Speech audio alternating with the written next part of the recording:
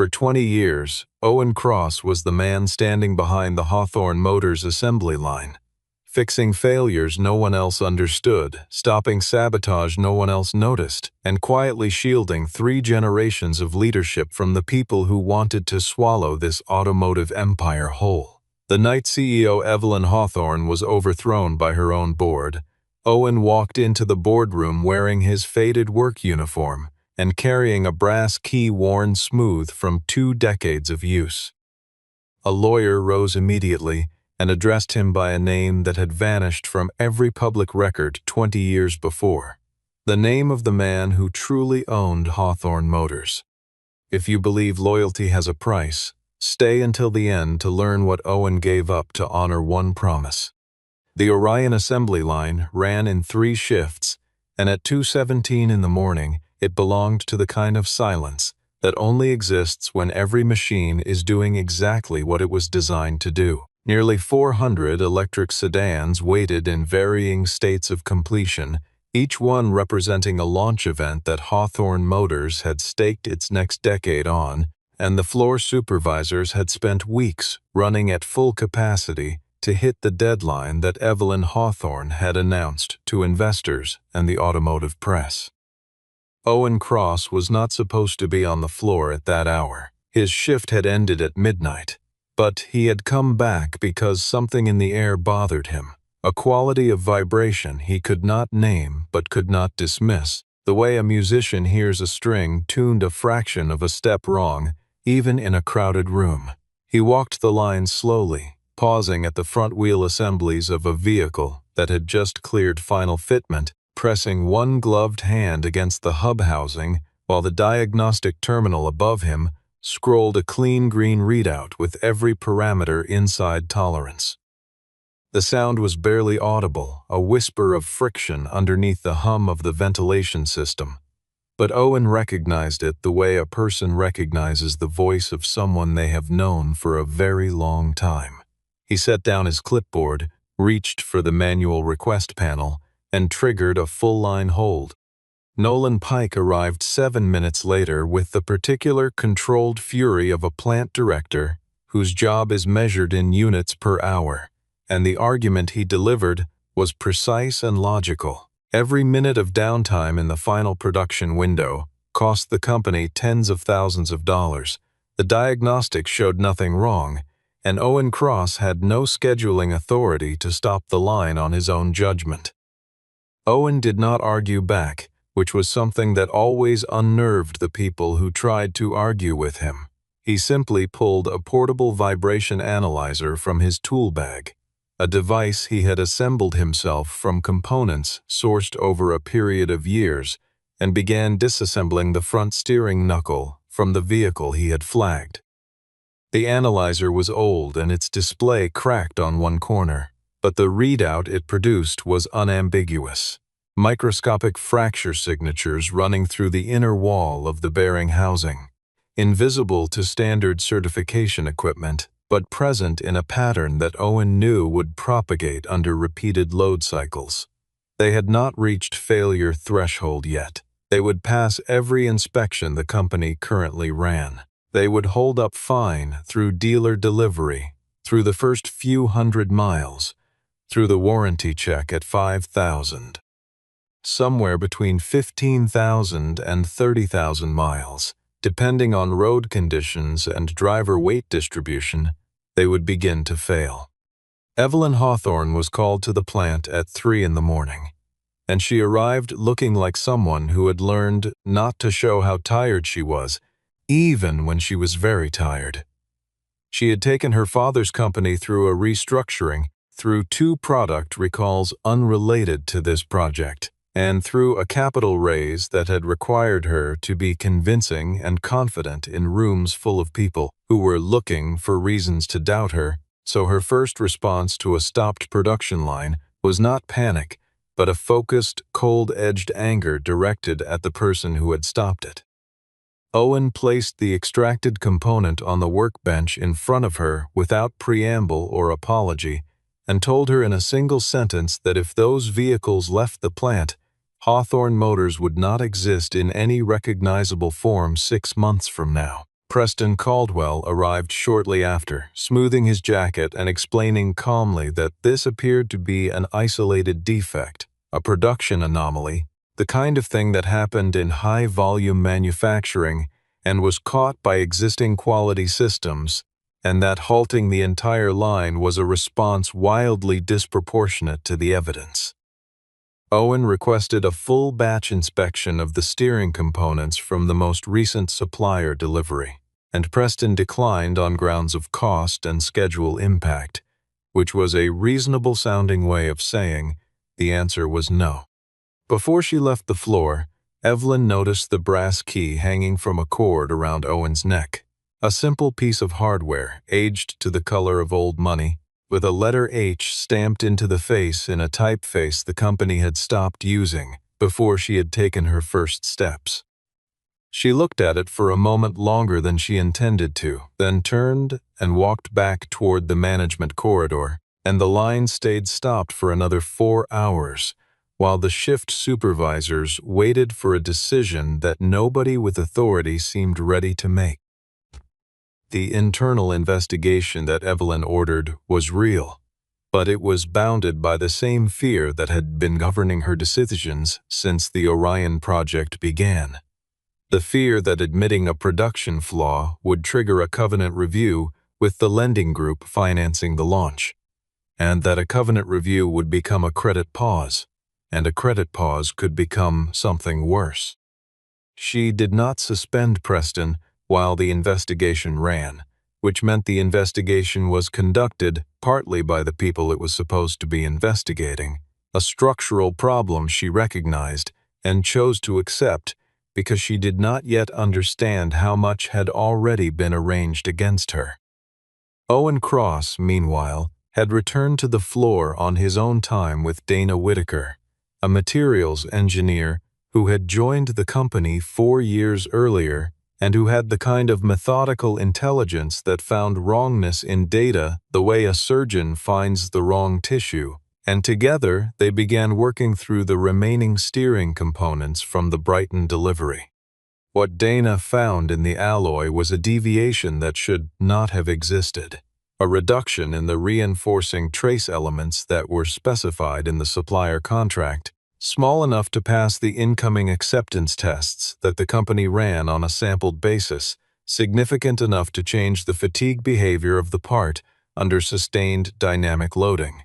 The deviation was not random. It followed a consistent pattern across the batch, which meant it was not a manufacturing error, but a manufacturing choice. Dana pulled up the technical database to understand how Owen had detected the problem by sound, and in the process, she found herself reading a set of component evaluation protocols written 20 years earlier by an engineer identified only as O. Cross, procedures more sophisticated than anything the current quality team used, written in the precise and unfussy language of someone who understood material behavior at a level that most engineers only approximate. The author's signatures on the most important technical documents in the archive had been removed, replaced with generic approval codes, but the handwriting on the marginal notes and the compass rose symbol used to mark key specifications were consistent across 2 decades of records. Evelyn's research into Owen's employment file produced a puzzle with most of the pieces missing.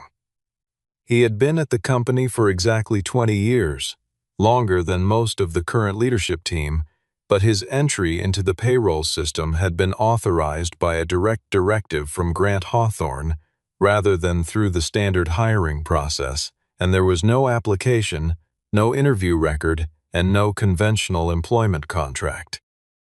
Malcolm Hawthorne, her uncle and the board chairman, who had always presented himself as the steward of family legacy, advised her privately that Owen was a long-tenured worker who had developed an outsized sense of his own importance, and was now exploiting a production incident to make himself indispensable before the launch. Evelyn did not entirely disbelieve this. She had seen the dynamic before in large manufacturing organizations, the veteran employee who turns institutional knowledge into a kind of leverage. But that night, Searching the physical archive in the old administrative wing, she found a photograph she had never seen before. Her father, Grant Hawthorne, standing beside an experimental prototype, younger than she remembered him, clearly proud, clearly in the middle of a moment that mattered. The person who had been standing next to him had been cut from the print, carefully, with a straight edge, leaving only a sliver of a shirt collar and the face of a watch on a wrist that remained in the frame. The watch was the same one Owen Cross wore to work every day. Evelyn requisitioned 20 years of plant incident reports, maintenance escalations, and supplier rejection logs, and spent 2 evenings reading through them in a conference room she locked from the inside so no one would ask her what she was doing. The pattern that emerged was not the pattern of a smoothly run operation. It was the pattern of a series of disasters that had been narrowly and quietly prevented by someone who left no official record of having done so.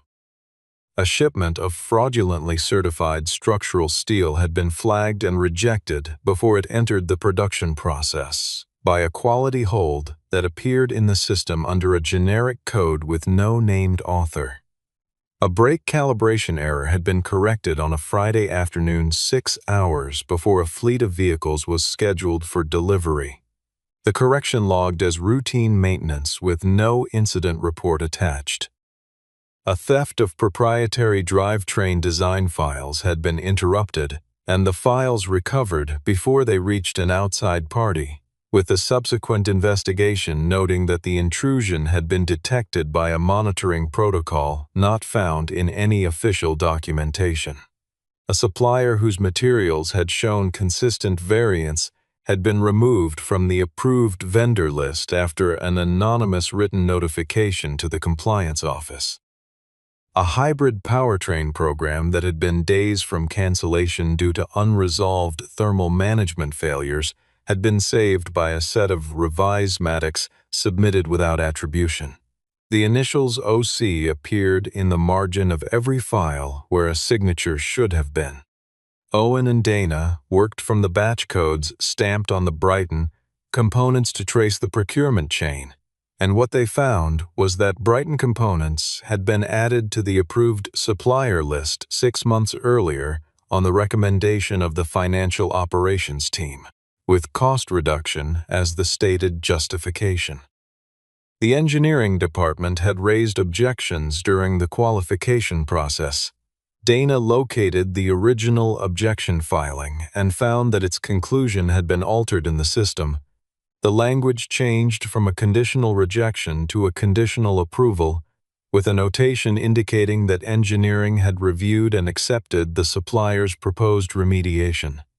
Someone with elevated system access had rewritten the record after the fact.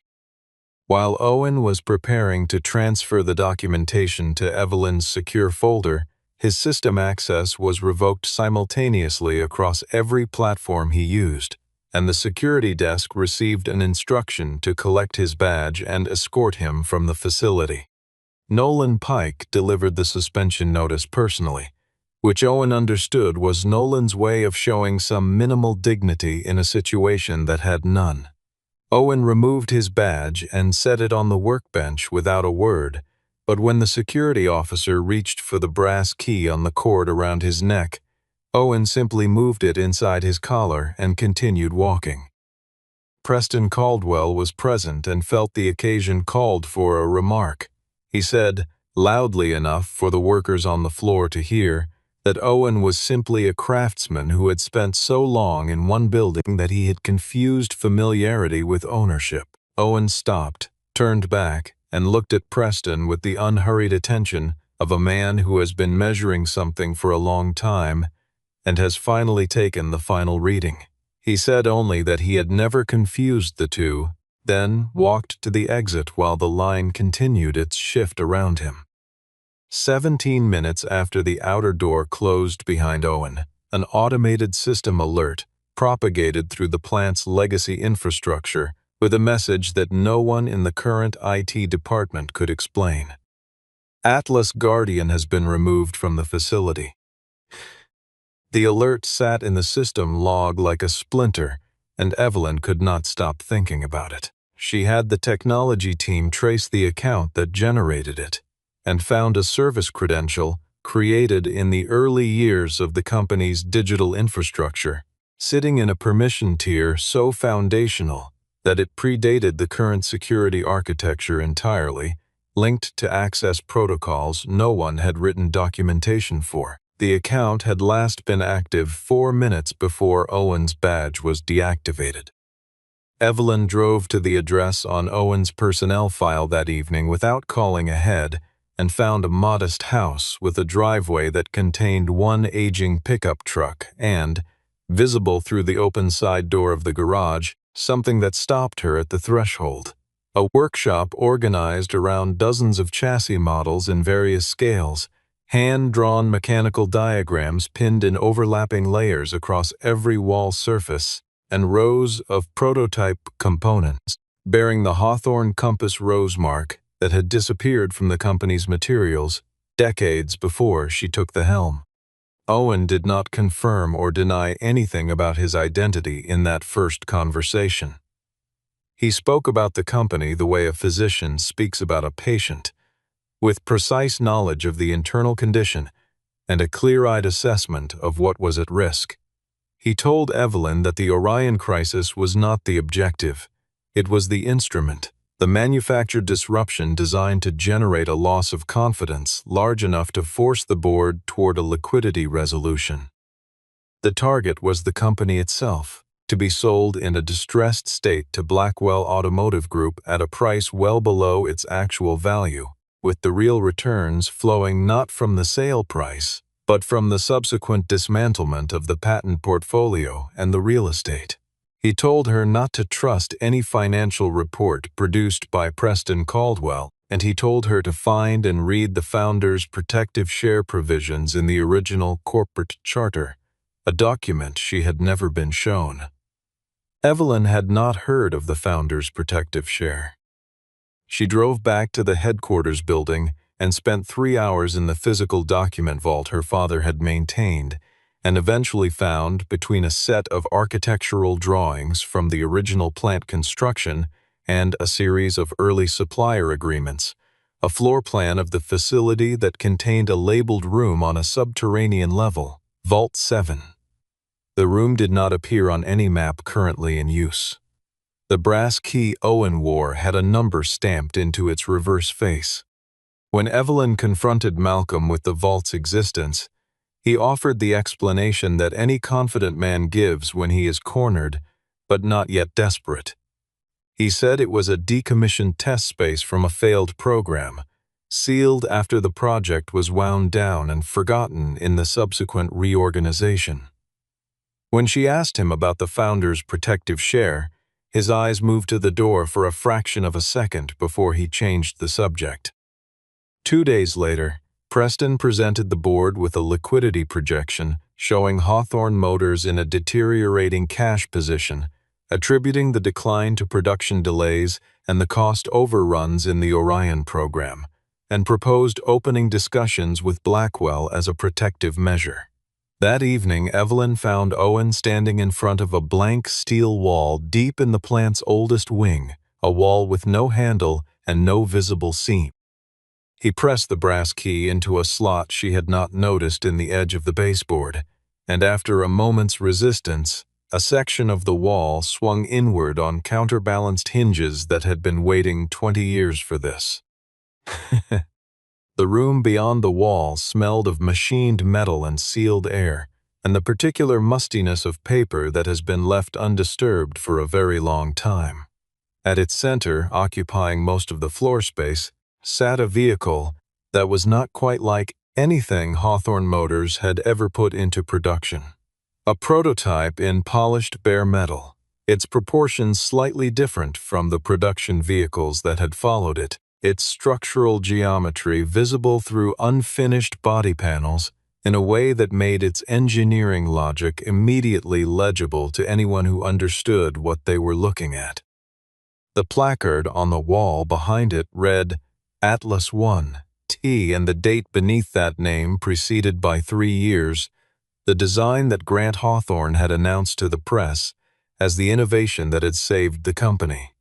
Evelyn walked around the vehicle slowly, touching nothing, and understood that the foundation of every Hawthorne platform she had grown up watching her father celebrate was borrowed from this room without acknowledgement.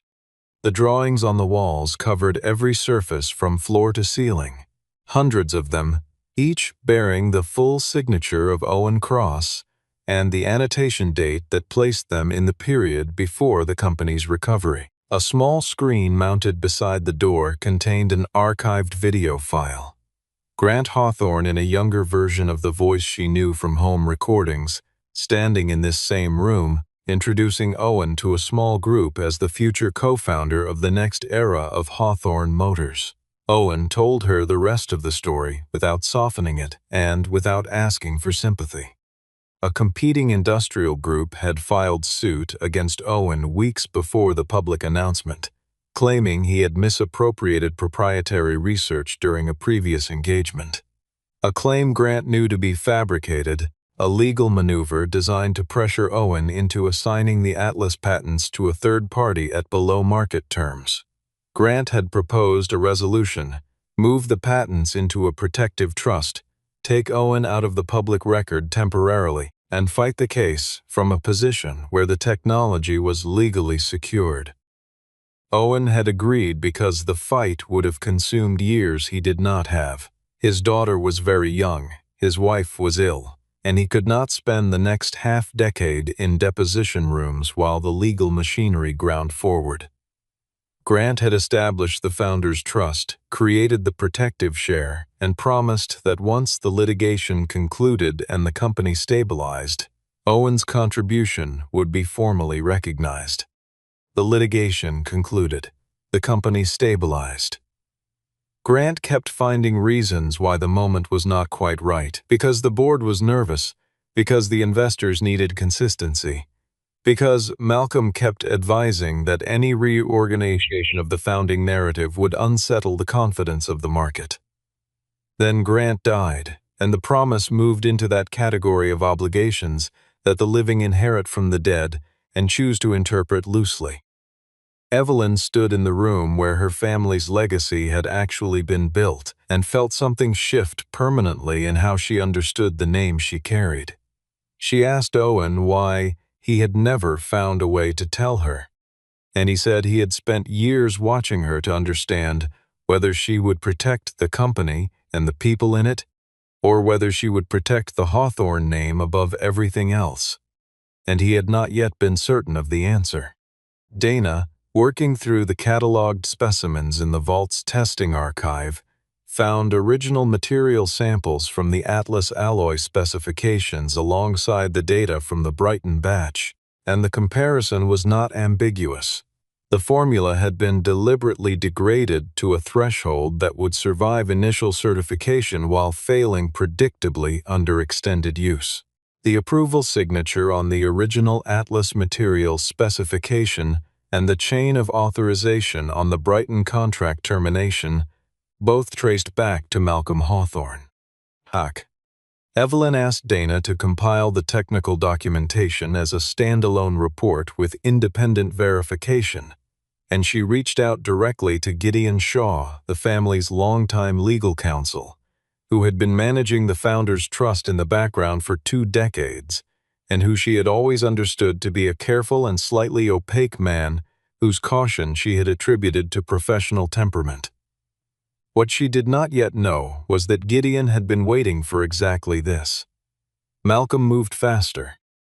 He called an emergency board session built around Preston's financial projections, framing the production stoppage as evidence of Evelyn's failure to maintain operational discipline, and introduced an edited security recording that showed Evelyn and Owen entering the sealed vault corridor, which was characterized as unauthorized access to restricted infrastructure by a suspended employee.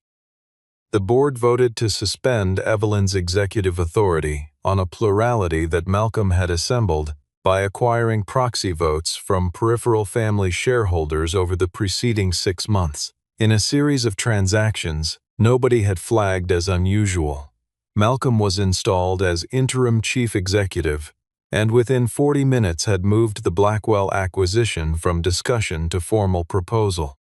Evelyn sat in the corridor outside the boardroom and allowed herself precisely the amount of time it took to finish one cup of coffee, to feel the particular weight of having been outmaneuvered in the room she had believed was hers. She thought Owen had abandoned her at the moment that mattered most, and that thought was still sitting in her chest when she learned he had not been in the building at all.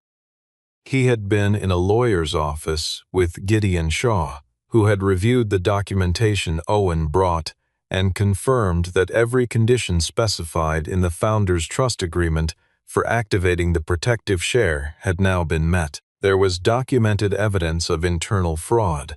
The board was actively attempting to transfer the Atlas patents in a distressed transaction. The acquisition structure put the manufacturing facility at risk of closure, and the legitimate Hawthorne executive had been removed from authority through falsified financial records. Gideon explained the terms to Owen in the direct way of a man who had waited a long time to say something.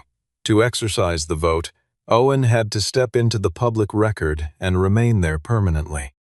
Marin had driven down from the city and sat beside her father in the lawyer's conference room, and she said what she had been saying in different forms for years, that his silence had protected her when she was small enough to need it, and that it had long since stopped protecting anyone except the people who had used his anonymity as license to take credit for his work. She said it without accusation, which made it harder to set aside. Owen picked up the pen and signed the activation document, and then Gideon made a phone call, and the two trust representatives who had been waiting in the lobby collected their briefcases and followed them both into the elevator. The boardroom door opened before Malcolm could complete his formal announcement.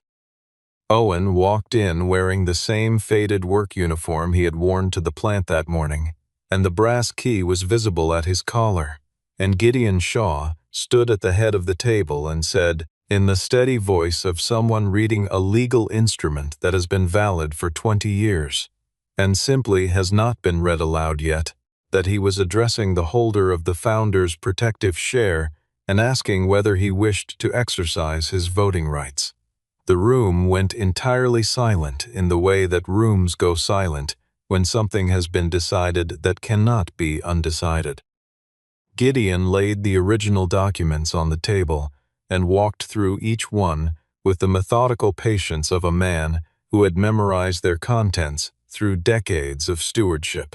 Owen Cross had not merely designed a structural system that the company had used to rebuild itself. He had entered into a co-founding agreement with Grant Hawthorne that included an equity interest held in trust and a class of protective shares that carried veto authority in defined emergency circumstances that had now been triggered in full. The patents underlying every platform Hawthorne had sold for 20 years were his. The design language that had made the company's vehicles recognizable in the market was derived from his work.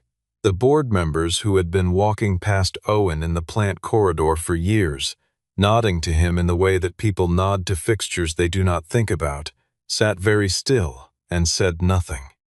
Preston raised the argument that the documents were expired through latches or superseded by subsequent agreements, and Gideon produced the trust renewal records, the notarized trustee confirmations, and Grant's signed ratification from 4 years before his death.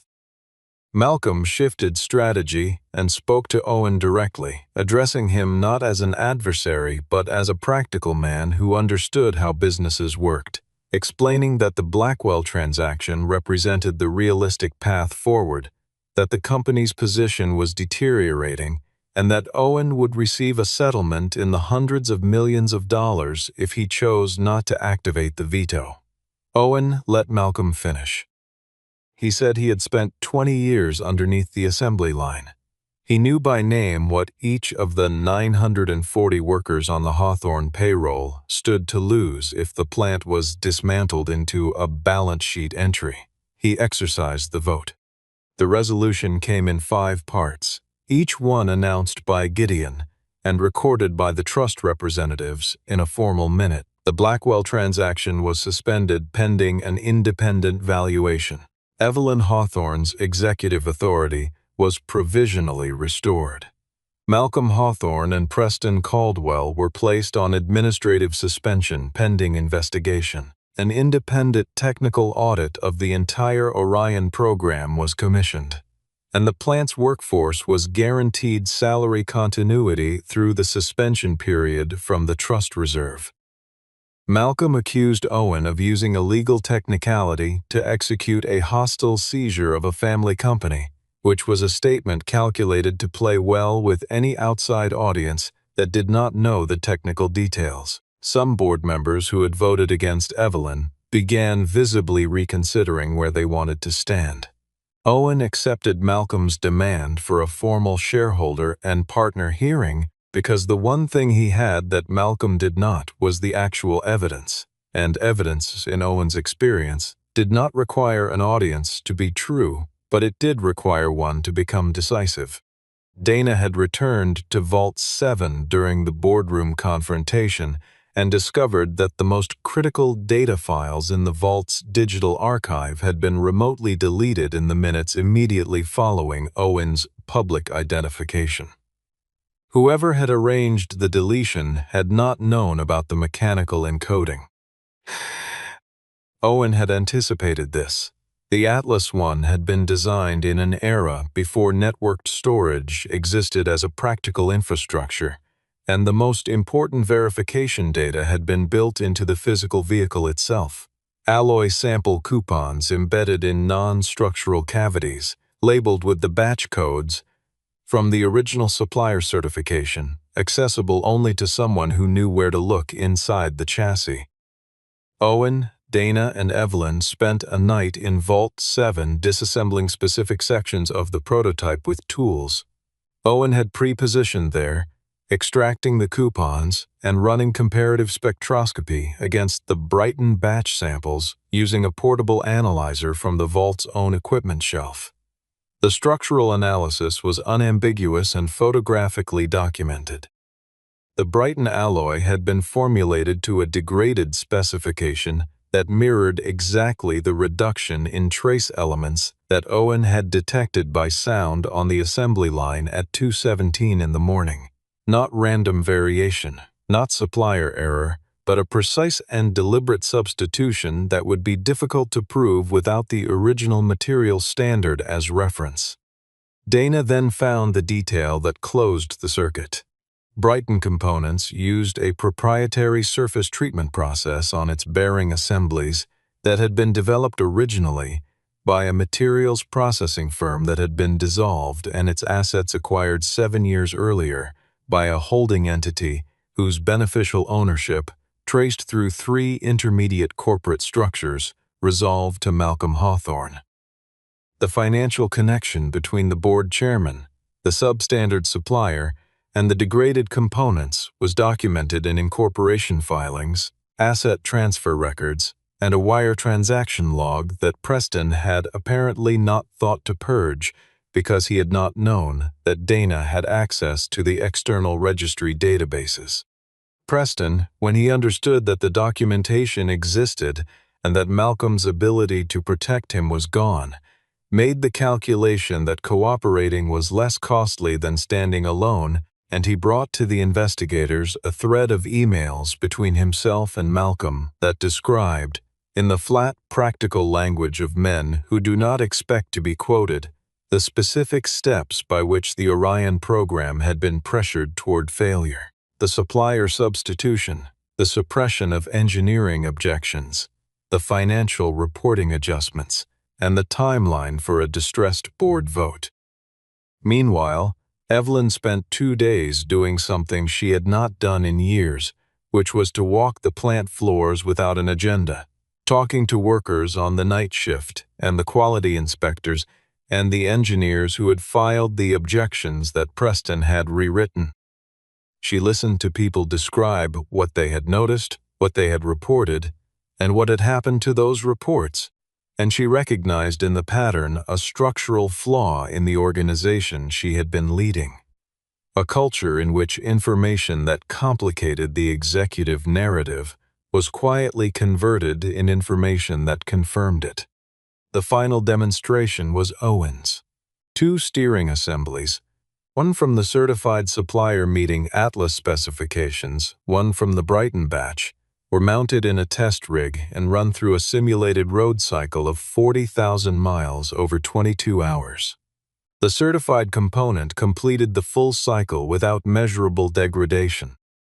The Brighton component developed the fracture signature that Owen had first detected by ear in a quiet factory in the hours before dawn, propagating exactly as his model predicted, becoming visible in the final hours of the test as a crack that would have, in a vehicle on a highway, introduced a steering response anomaly that a driver might not recognize as dangerous until it was.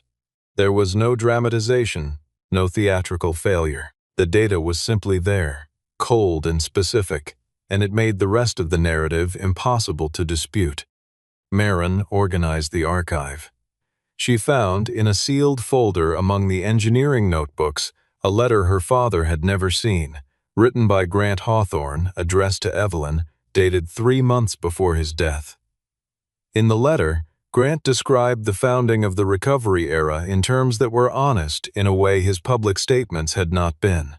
He wrote that Hawthorne Motors had been rebuilt by 2 people, a man whose name was on the building and a man whose name was in no record that mattered. He asked his daughter to decide, when the time came, whether she wanted to inherit a name or deserve one. The hearing was held on the factory floor. This had been Owen's condition, and Evelyn had not contested it because she understood by then what it meant. Every decision about the future of Hawthorne Motors would be made in view of the people whose labor was its actual substance. Malcolm spoke first and gave a version of the story in which Owen Cross was a discontented employee who had spent 20 years cultivating a legal mechanism for revenge against the family that had hired him, and in which his silence proved he could not be trusted with authority. Owen declined to answer this in kind. He said that his silence had not begun as a mistake. It had been a necessary choice, made in a hard moment to protect the technology and to protect his daughter from a legal fight that would have consumed her childhood. He said it had remained a mistake for much longer than it needed to, and that the cost of it was not only paid by him, but by the people who had worked in an organization where the real foundations of what they were building were hidden from view. He did not present himself as a wronged hero. He presented himself as a man who had made a choice and then failed to unmake it when the original reasons for it had expired. Evelyn read her father's letter aloud, without commentary, without the mitigation or apology that might have softened its meaning and reduced its clarity. She said that the name Hawthorne had taken credit it had not entirely earned, and that she was not willing to continue that pattern. Dana presented the technical findings. Gideon presented the financial chain linking Malcolm to Brighton and Preston to the suppressed engineering records. Preston, true to his own interests, confirmed the email record under a formal statement. Malcolm could not produce a counter-argument to documents that were already in the hands of 3 independent legal representatives. The board voted to remove him and Preston from their positions, and the file was referred to the appropriate regulatory and prosecutorial bodies without ceremony. No confrontation was required because none was available. The architecture of the scheme collapsed entirely under the weight of its own documentation, which the people who designed it had believed was safely erased. When Evelyn asked Owen to accept the CEO position, there was a moment in the room that resembled expectation. People waiting for the confirmation of what they believed was the obvious conclusion. Owen said no. He said a company that had nearly destroyed itself through secrets maintained by authority figures did not need a new authority figure built around a different secret. Evelyn had proven she was willing to hear the building rather than just the executive summary of it. and that quality, in his experience, was rarer and more durable than any strategic credential. He said he had one condition. The choice Evelyn made did not take long, but it cost something. She presented the board with a restructuring proposal that reduced her own executive authority in areas where she had previously operated unilaterally. Safety escalations would go through an independent committee that included worker representatives, not through the CFO's office. Supplier qualification would require engineering sign-off that could not be administratively overwritten. Financial reporting would be subject to a continuous external audit with access to source data rather than summary documents. The patent archive would be maintained with full attribution to the actual designers and engineers who had created each element, and the founder's trust would be disclosed in the company's governance documents within the bounds of the existing confidentiality framework. She proposed renaming the Research and Development Facility the Cross Hawthorne Engineering Center, and when Owen said he did not want to turn the place into a monument to a single person, Marin told her father directly that public recognition was not only for his sake, it was a structural protection against the kind of erasure he had experienced, and against the erasure of every engineer, designer, and line worker whose contribution had been claimed by someone above them on an organizational chart. Owen agreed to serve as independent technical chairman for 3 years, with specific authority over decisions involving safety standards, patent assignments, and manufacturing employment. The workers at the plant received a long-term equity participation program, structured so that the people who built the vehicles had a defined stake in the company's performance over time. Evelyn retained the CEO role after a new board vote, this time supported by a reconstituted governance structure that included representatives from the engineering staff and the production floor. A majority she held not because of the name she was born with, but because of the plan she had presented and the willingness she had demonstrated to have it scrutinized by the people it would affect. The Orion launch was delayed by 11 weeks, while the steering components were replaced across the full production inventory. Evelyn announced the delay publicly and explained the reason without minimizing it. The financial press treated it as a setback, and for a month the coverage was unfavorable, and the loan covenants were reviewed by the banking group with the thoroughness that such a review required. The customer and partner responses, as they accumulated over the following months, were less predictable. The transparency generated a different kind of confidence than speed would have, the kind that is built on being shown that a company knows the difference between its schedule and its obligations. Owen was on the floor the morning the first certified Orion rolled off the completed line. The workers around him paused when he walked in, and he gestured for them to continue, because the sound he wanted to hear was the sound of the line working correctly, and that sound required no pause for ceremony. A year later, the company's recovery had the particular quality of things that are built on an accurate accounting of what happened, rather than a managed version of it. The Orion had not been the fastest launch in Hawthorne's history, but it had accumulated a safety and reliability rating that the older platforms had taken a decade to approach, and the customer base that had come to it through the delay announcement tended to stay. Atlas I was restored by a small team that included Dana, a senior fabrication specialist, and 2 apprentices from the plant's training program, and it was installed in the center of the Cross Hawthorne Engineering Center on a rotating platform, not as the property of the Hawthorne family, but as the common foundation of what everyone in the building did every day. Marin designed the installation herself and placed 2 photographs on the wall beside the vehicle. One was the old print with the figure cut away, displayed exactly as it had been found, with the sliver of collar and the watch face still visible at the frame's edge. The other was a new image taken on the day the center opened, with Owen and Evelyn standing at the front of a group that included Dana Nolan and 60 workers from the production floor. Owen still drove the truck he had driven for 12 years, and when Evelyn asked him why, now that the financial particulars of the trust had been resolved, he did not replace it with something from their own current lineup. He said that it had never left him on the side of a road. For an engineer, he said, loyalty was demonstrated by accumulated miles, not by appearance, and a vehicle that had earned its reliability through use was harder to give up than one that simply looked like it should be trusted. The founders' trust restructuring placed Owen's emergency veto in the hands of a 5-person council made up of the technical chairman, 2 elected worker representatives, 1 independent engineer, and the sitting CEO, a distribution of authority that made unilateral action by any single person in a moment of crisis structurally impossible. Owen retained one reserved right: the ability to halt any production decision that posed a documented risk to vehicle occupant safety, regardless of schedule or financial pressure, with immediate effect and without requiring a council vote.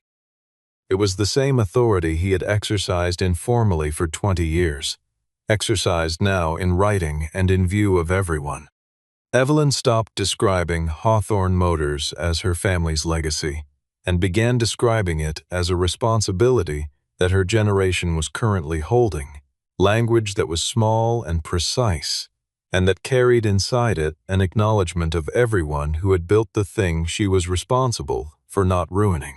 On the last evening before the Cross Hawthorne Center officially opened, Owen walked the floor of the original assembly wing alone. In the same quiet that had existed at 2:17 in the morning on the night the Orion line was stopped. He stood at the place where he had first heard the sound that started everything, and he listened to the plant around him. And the sound it made was the sound of machines doing exactly what they were supposed to do, which had always been, for Owen Cross, the only recognition that ever felt entirely real. He had not taken the empire from its CEO. He had simply made it remember who had truly built it, and who had stood between it and the people who would have reduced it to numbers for every one of those 20 quiet years.